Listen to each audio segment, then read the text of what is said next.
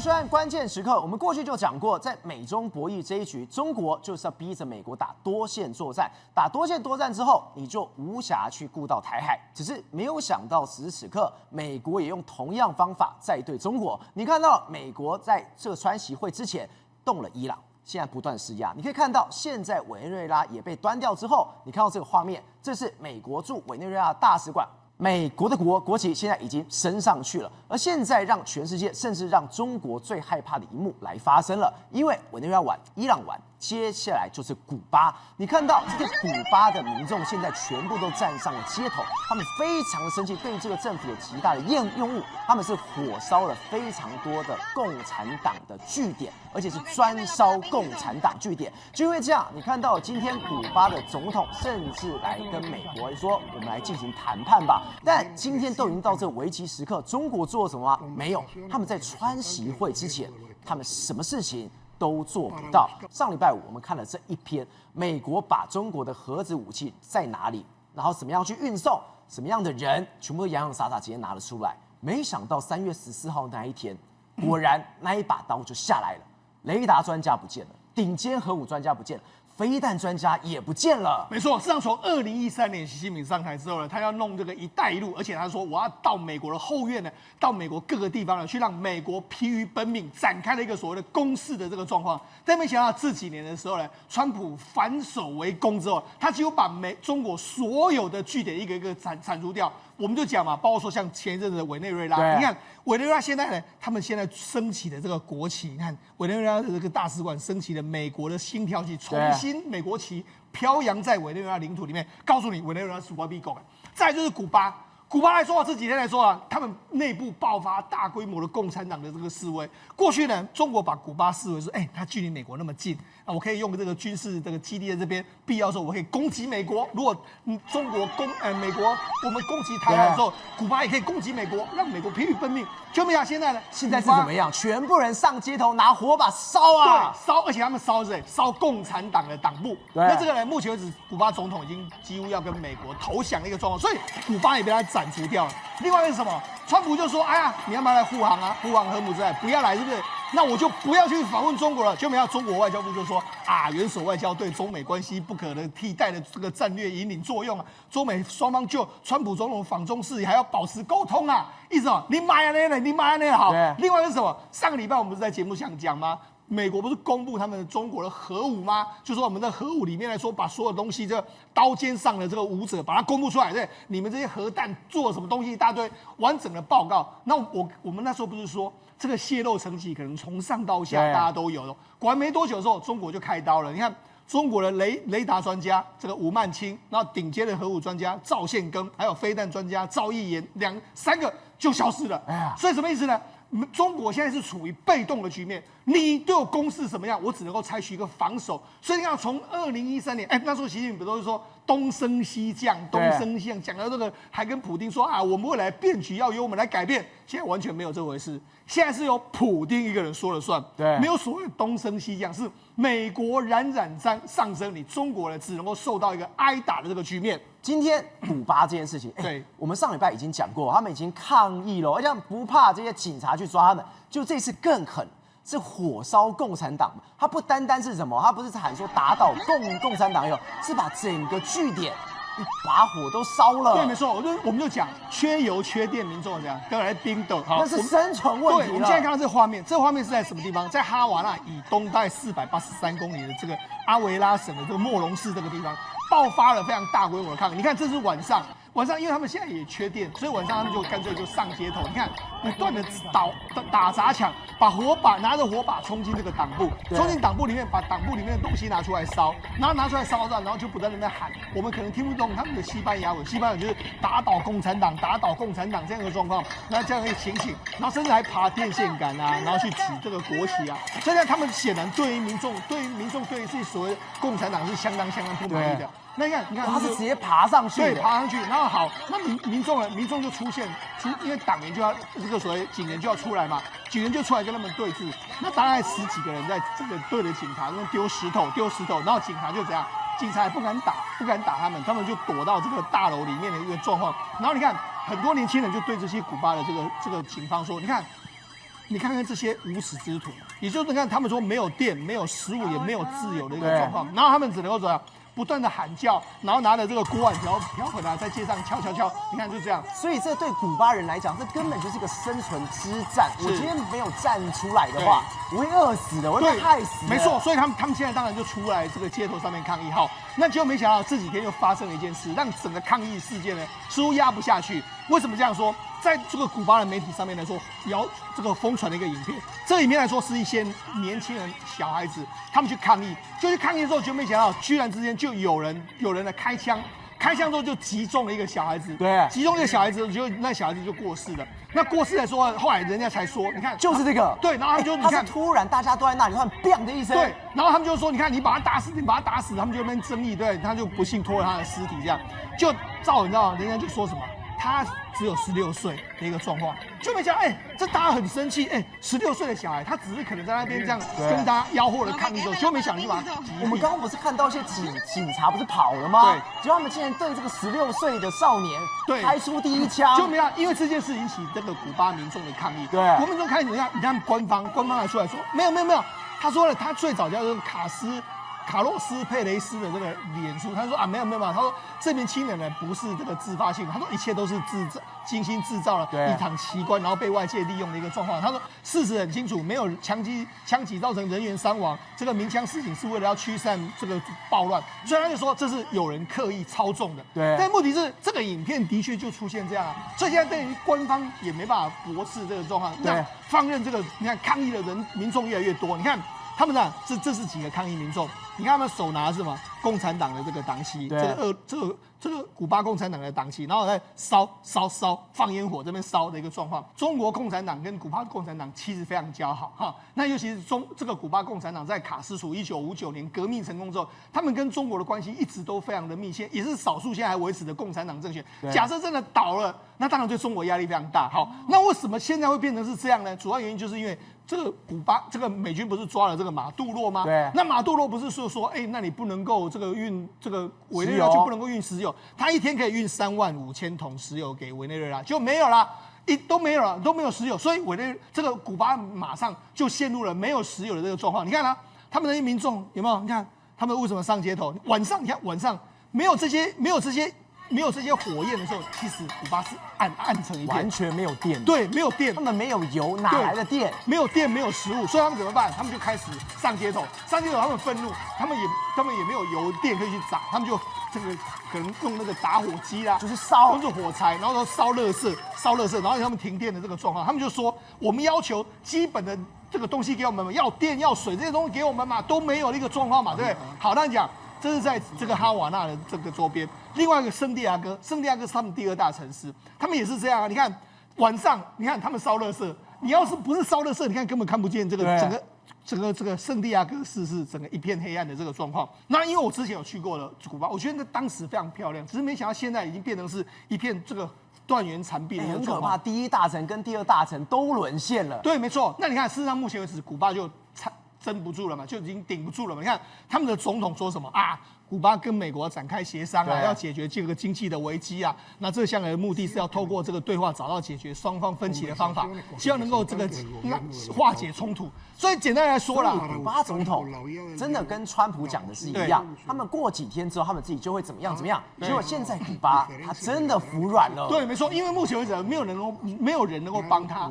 中国在遥远的地方，中国也不可能运油给他。对，那没有人能够帮他的一个情况之下，他只能够退缩。好，他就说我们在未来几天内要释放51名的这个在押人质。这个人质来说是很多政治犯。那这个释出来说的话，当然是对于这个川普来说是一个这个说好。你至少释出了一个这个所谓的算是对我们的好感。那川普说什么？川普就说：“古巴想达成协议啦，那我想很快就会达成共识这样一个状况。那我们会跟他谈谈。不过他说不急，他说我们会先搞定伊朗，再来处理古巴。所以我认为跟古巴的事情很快就会有进展的一个状况。好，那为什么这？然后他还说，未来几天美国 FBI 就会到古巴去。为什么？因为事实上在前几天的时候呢，在佛罗里达州那个地方有一个古巴海域发生枪击案，一艘船。那艘船里面来说的话，就是古巴公民他搭乘这个快艇进入古巴，对，然后他们携带大概13000枚的这个子弹，13个步枪，然后有11支手枪，还有其他东西。古巴说造成5人的死死亡。他说至少有2个人拥有美国还有古巴双重国籍，其他人是美国合法居民。那古巴把他击毙，那击毙的时候，就 FBI 就说，那我们要去那个地方调查，到底是发生了什么事情？因为可能有牵扯到美国公民嘛，所以像美国的 FBI 要进入到古巴了去调查。那我觉得太妙了，古巴之前怎么可能会让美国亲门踏户？不会来啊！我杀你的人，我杀就算是公民，那又怎么样？今天竟然开大门让 FBI 对合理合法的进来，所以看起来的话，古巴真的是要让美国来调查这件事情嘛？那某些程度来说，对美国服软的讯号非常非常明确。所以古巴在接下来一段时间呢，大概可能就会跟跟中国 say goodbye， 就说哎，我们可能不要跟中国在一起了，我们要跟美国在一起。所以这个是一个非常重大的这个讯号。所以接下来这个美国在这个中国在加勒比海最重要的伙伴古巴就正式完全是变成美国能够掌控了。好，另外一部分来说，我们上个礼拜不是讲到吗？这个所谓刀尖上的舞者这个报告，对，这个报告里面来说，我们不是说吗？他在宝鸡这个地方有非常多的核弹头啊，然后怎么运作的这个情形，对不对？就没想到过了没多久之后，你看这是南华早报说的，南华早报说，这个在最近期的时候，包括雷达专家吴曼清，然后顶尖的核武专家这个赵宪庚，还有飞弹专家赵卫颖，他们3个人都不见了，而且是没有说明为什么他们不见。而且这一份报告是我们3月13号讲，对，南华早报15号披露这几个专家，就跟这份报告里面的这些专家指的差不多的一样人消失了。对，而且他们可能都说了，他们可能涉嫌到贪腐嘛，哈。那我们跟他讲，这几个人，你看这《明报》后来也报道了，你看这个赵宪庚，你看我们去访问他中国工程院的这个资料没有了，不见了。好，威颖你看也是一样，他造访他的这个资料也都不见了。然后另外是吴曼清，你看也是都不见了。所以就是他们3个完全都不见了。那就简单，他们都是军工领域的这个专家。所以你到底是不是这些人呢？就是被美国收买，那就是说美国不断的给你这些资料，给你资料他要做什么？照我觉得美国某些程度来说，反正这些人我利用完毕的时候，你就把它清除掉吧。不为你中国所用也没关系，对，所以就等于是这样的方式。可是这3个是很大咖的人，当然啦。你看这个人叫什么？赵宪庚，今年72岁，他是凝聚态核物理的学家，对，还是中国工程物理研究院的院长，对，说拔就拔，对啊，没错啊。你看这个魏颖也是啊，你看是导弹总体还有制成这个制导控制的技术专家，对，长期从事这个飞弹导航设计跟这个制导的这个系统研究啊，所以等于飞弹上去之后，我要怎么控制它？它也非常重要。对，另外一个吴曼清也是一样，他是雷达技术专家，成功这个研制这个空警500的预警雷达，担任国家工程研究实验室的主任，是中国18大中央候补委员，还是中央候补委员。结果你说不见就不见了。对啊，3个重要科学家，还有3个重要的军工专家都不见了。所以告诉你什么？习近平要砍人的话，随时都可以砍。好，那这个显然啊，因为为什么中国可能看到这些资料之后，他大概知道是谁泄露，那怎么办？必须要处理，就把这些人处理掉。对，好，那我们就讲，那这几天来说的话，当然除了这个川普有说，川普这几天接受媒体访问的时候，他说被他问到说，那请问这个中国有没有要派这个所谓这个去护航啊？他说我有跟中国方面讨论这件事。好，那很多人就说，难道他是跟习近平讨论吗？应该没有，应该是透过何立峰跟这个贝森特他们2个讨论的。好，那讨论什么？因为他们现在他们2个人这几天呢，他们就在巴黎这个商讨，因为我们知道3月底的时候，就是我们现在看到这个画面，他跟葛黎尔跟这个何立峰，然后把他带进去这个会场。你看，因为3月底的时候呢，川普要去访问这个中国嘛，那问题是我跟他讲，他们要敲定什么？敲定川普去中国之后呢，中国到底要买什么东西？对，那些协议来说，由他们2个敲定，因为习近平不可能去谈这些事情，习近平是大方向、大原则，但是这些细节就由他们2个要谈。那你看这一次呢，路透社说什么？他说，中美官员举行了这个异常稳定的会谈，然后涉及农业关键这个矿物，还有这个管理型的贸易可能达成的这个相关的这个领域，然后提供了川普和习近平在北京会晤的时候的这个参考。这4个字很妙异常稳定。对。现在不是一直在施压他吗？对，异常稳定的意思是什么？异常稳定就是说单方面，可能就是美国一直给你施压，那中国只能说好了，我们会考虑这样的状况。好，那为什么我这样说？你看知情人士说什么？中方可能增加购买美国的农产品开放嘛？对，所以表示说美国要求嘛，那你说好，那包括说家禽、牛肉还有非大豆类的农作物，中方仍需实现在未来每年购买2500万吨美国大豆嘛。好，那除了这个之外来说，听说他们两个还要中国跟美国还要成立一个叫做贸易委员会。贸易委员会就是说呢，我们这个寻找中国跟美国可以在不危及彼此国家安全或是关键的供应链下，实现贸易平衡增长的这个目标，这个产品跟行业，那还会弄一个投资委员会，所以看起来有非常多现在正在讨论之中的一个状况哈。异常稳定的这个问题，是因为现在可能中国方面来说，就听听你要什么东西，还没有提出具体的反驳。为什么呢？因为我们就讲，因为除了这个要讨论这次的贸易问题的之外，我们不要忘记哦。川普现在有什么122条款，对不对？15%的这个15%的关税，还有什么232条款，对，还有301条款，这么多在后面。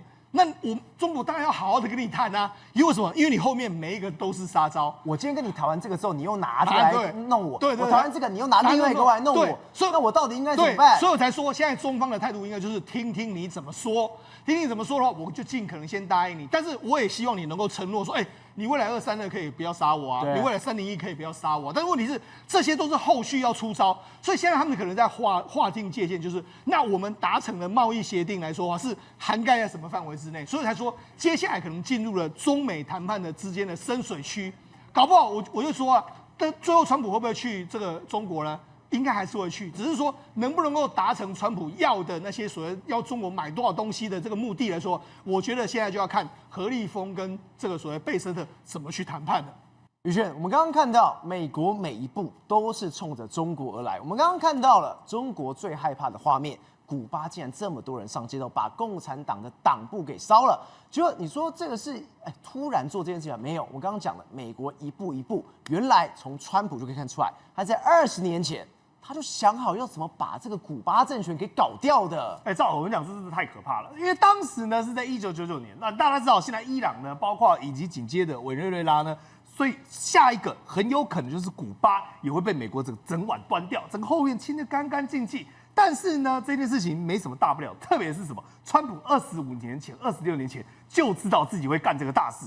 那个时候他出席的这个场合呢，是古巴的这种国家基金会。什么叫古巴国家基金会？也就是古巴美国人、古巴裔的。所以他在这个现场呢，直接跟这些人讲说，当时啊有非常多的人。捧着一大堆钱去给卡斯楚投资，去古巴投资。他说我不干这件事情，我才不要入独裁者口袋。结果没想到话锋一转，他突然讲说 ，One day Cuba will get free and you will win。古巴获得自由，你们一定会赢来。最可怕的是什么？他最后面讲说，而我届时的身份，要么是伟大的开发商，要么是你们长久以来 greatest president。他26年前就这样讲了，说古巴会自由，而且当时我会是总统。现在条件1已经达成，他已经真的成为总统了。那条件2也快要达成，古巴能不能自由？对，因为古巴现在通货膨胀，包括内部经济的崩溃，所以很有可能川普下一只手就会切过去。但是你以为说他只是做白宫世界警察，莫名其妙要去解救古巴，才不是这样子。因为你如果仔细发现一件事情，古巴他们现任的总统迪亚斯跟这个谁？习近平2个早就已经勾搭在一起，怎么勾搭法呢？你仔细看他们的内文，第一个叫做战略协作。我请问一下，古巴的敌人跟美国的敌人这2个交集，其实讲完了就只有一个，也就是美国，也就是中国跟古巴靠近，是为了要对付美国在战略地理位置上有很大的一个重要性。再来第2件事情，很奇怪哈，我们台湾跟古巴根本八竿子打不着关系，除了棒球偶尔会打到之外，他突然跟你讲，最重要是。恪守一个中国的原则，承认世界只有一个中国，台湾是一个中国的不可分割领土的一部分，是中国唯一的代表合法政府。我就请问一下，一边跟你讲说战略安全，一边跟你讲说只有一个中国，为什么要去讲这些呢？来，你看到你就知道了，原来古巴所在的位置放置了大量的中国这种不是我们讲飞弹导弹哦，而是监控的秘密单位的国安情报局的重要基地。来，你看。解放军他说什么时候会运用这些基地呢？当台海之间或中国跟日本之间如果发生冲突的时候，这时候谁会来协防？美国是不是一定出来协防？对，中国最畏惧了，他说好，这时候古巴派上用场，直接让古巴，因为呢，他就在美国后院，距离非常近，让他像当年的飞弹危机只是加一个2.0一样，对美军进行后院失火的干扰行动，因为他刚好靠近了这个佛罗里达，所以他说我立刻呢对于佛罗里达这个美国的金融重镇开始呢大规模的导弹也好、飞弹也好相关的攻击以及轰炸，甚至你知道更可怕是什么吗？你现在看到的是什么？是他们的 spy， 也就是他们的 spy 呢，因为距离美国的驻军大概呢它的 Coast Guard 就是海岸线大概只有100英里左右，对，所以随时你看就如同这个网络，它可以看它的东岸，你可以看它的南边，也可以看它的西岸，随时进行了多方的这种我们讲的。所以你今天要么是帮我牵制美国，要么是什么？就像你说的，完全监看美军的动态。对，等于是你船刚从港口开出来，可能即将呢要对台湾进行援兵的时候，我立刻呢马上就知情，这时候对你进行打击，甚至是呢，这是 CSIS 2024年的时候他们做份情报，多可怕呢？就中国在古巴里面呢打算呢打造一个新的设施，那这个设施呢是专门收集信息所使用，结果呢它是一个非常大的我们讲巨型的天线，它的侦测范围呢大概是3000到8000海里，所以各位如果投入使用的话，整个美国几乎大半都会笼罩在它的侦测范围之内，而且都是一些很重要的一个重镇。这个就是 CDAA 反恐探测天线，就是你现在看到的一个整个天线的基地。所以呢，当这个基地如果说我们讲构成之后，配合古巴的很多包括所谓的巡弋飞弹或者中国制这种地对空飞弹啊，甚至是 nuclear 就是所谓的核武器，很有可能直接对美国进行毁灭性的打击。对，因为我觉得这个他也说了一个道理。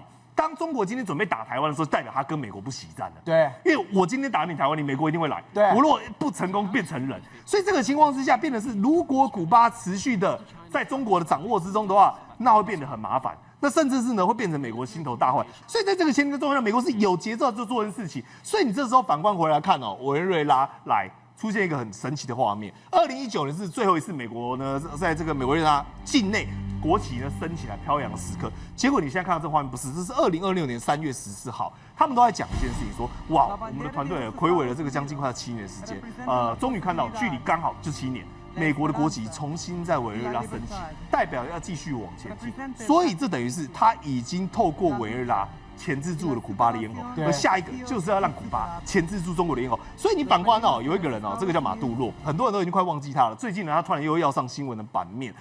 来了，你看 Detail of Nicolas Maduro lives in the U.S. President revealed， 什么意思呢？他说最近马杜罗在监狱的生活爆出来了。赵，你知道他在干嘛吗？其实就一件事情，一定考。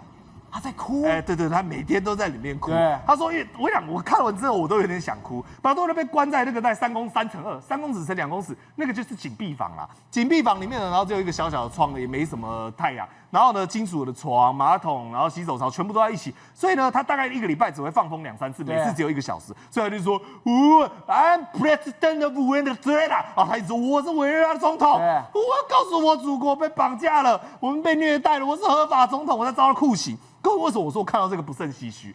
因为当时他在法庭上那时候还意气风发，就在讲这一段话，还有办法比业。但你想想看，我们已经隔了好几个月了，他还被关在里面，然后他还在讲一样的话，所以肯定呢，马杜罗已经被他搞到我们讲神经快崩溃。所以你这时候再反过头来想说，古巴，因为对于这种独裁者来讲国家经济可以崩溃，但是他的人身自由安全绝对不能失去。如果他不想成为下一个马杜罗，恐怕跟美国合作是唯一的选项。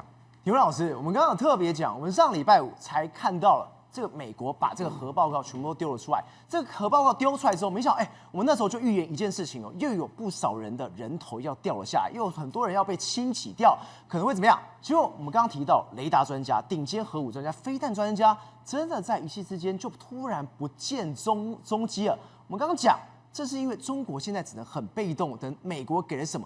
他吓得赶快去杀吗？对，这个速度很快而且速度快的比上一次这个也是一样，美国空军大学所发布的那个火箭军的报告来讲的话，速度更快。我们知道上一次发布的时间点是在2022年10月，当美国发布了火箭军报告之后，隔年到了2023年的7月。才这个处理那个所谓的火箭军司令李玉超，后来这个整个这个所谓的好几个上将全部都被带走。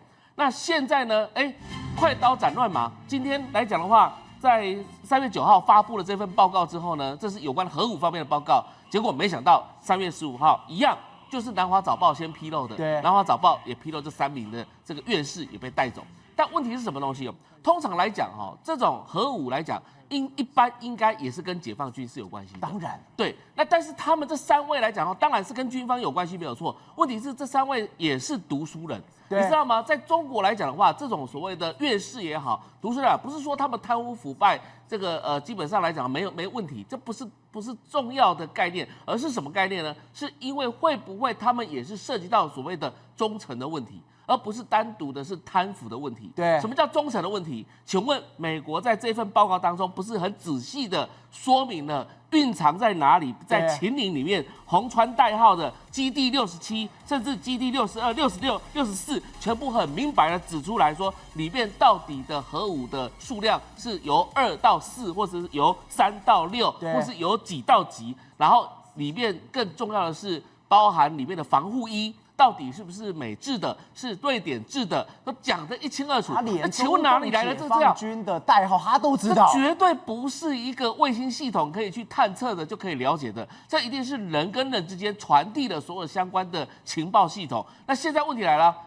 我觉得川普政府真的在，就是说美国真的是在凌迟习近平，你知道吗？凌迟，他是慢慢放，然后你放一来的时候，然后习近平就要赶快抓一些人，他放出来以后又抓一些人，那不抓到最后整个中国没人了，不是吗？这是不是奇怪？就是人才跑出来，不要小看这些人了，雷达专家吴曼青，核武专家赵宪根，飞弹专家魏毅也。这些全部都是中国的精英中的精英，对，现在目前的台面上的很多年轻科学家的老师，你知道我意思吗？就是说他们是70岁老一辈的，对，他们是这些教导他们一步一脚印把中国的核武这样子一步脚印把它建构起来的一个系统，像中国核武之父的那种传承下来的。是，你先把老师的老师是施工你就逮了，对逮了之后呢，难道要处死他们吗？难道他们的相关的这个科技来讲的话，对中国不重要啊？这不是我觉得这当中还有很多玄机在。为什么呢？因为我们常常看到现在美国在打伊朗，对不对？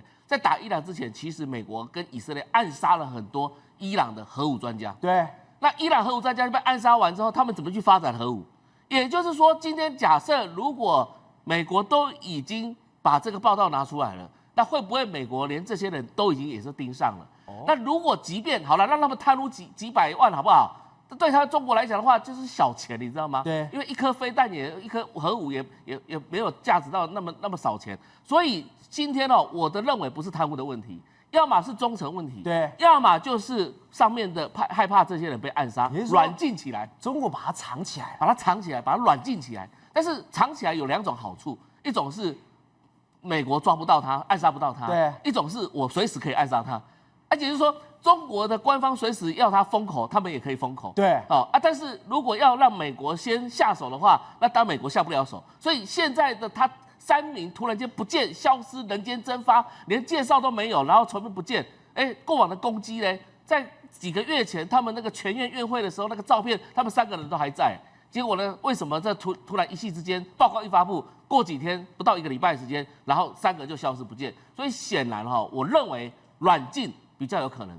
软禁的目的有2个目的，一个就是查他的忠诚，查他过往来讲跟美国之间的记录。因为这3位当中我查过，其中有1位中间那位魏宪根呢，事实上在美国待过，在加州圣塔芭芭拉还有德州的休斯顿曾经待过一阵子，所以可能跟美国是有些联系的。那其他人来讲的话，就是按部就班这样上来的话，一般来讲的话，应该是比较单纯一点，但是也不排除有 CIA 的去接触。对，所以简单来讲的话，忠诚。或者是说，中国想要把这些科学家先暂时藏起来，避免被暗杀。记不记得在北京常常发生很多的科学家在路上车祸，然后被暗杀掉？对，所以就代表说，中国现在来风声鹤唳。那你可以看到，在 Foreign Affairs 这我们外交方面来讲非常重要的一个季刊这个柯庆生柯庆生就是在阿扁时代的时候曾经担任过美国的这个国务院的官员他是一个学者他写了一篇文章。他是说中国虽然是无疑是个大国，但是呢，到目前来讲的话，虽然是不是有能力跟美国跟其他伙伴造成一些问题，但是基本上还是没有办法跟美国来匹敌。知道2008年中国就是因为办了奥运，北京奥运之后，自己的国力好像串起来了，自己开始自大。那2008同时也是发生金融海啸，但是你知道那个金融海啸来讲，根本就是一场骗局，因为你基本上中国他现在当时去购买这个美国美债的时候，结果发现到说，原来啊，这是一场骗局啊！后来就慢慢的减持这个美债，所以你知道啊，这个非常复杂。但问题是说，当中国当时从08年之后自以为是，以为是国力不可攀，然后未来50年来讲的话，他们定了2个100年嘛，到2049年它可以成为世界强国。但是从现在这样的一个局面看起来讲的话，它的战狼外交全面失败，全线失败，也得罪了过往的我们讲慕尼外交也全面失败。现在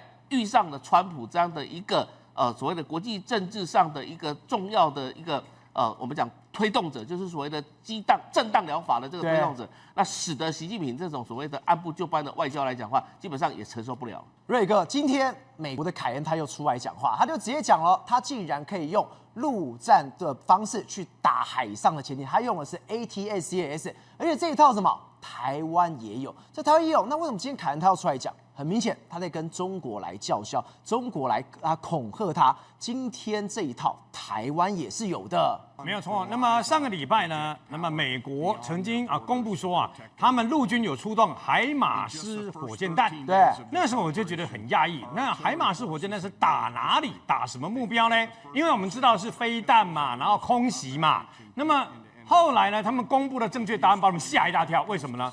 原来竟然是直接海马斯火箭弹呢，直接发射陆军战术飞弹系统。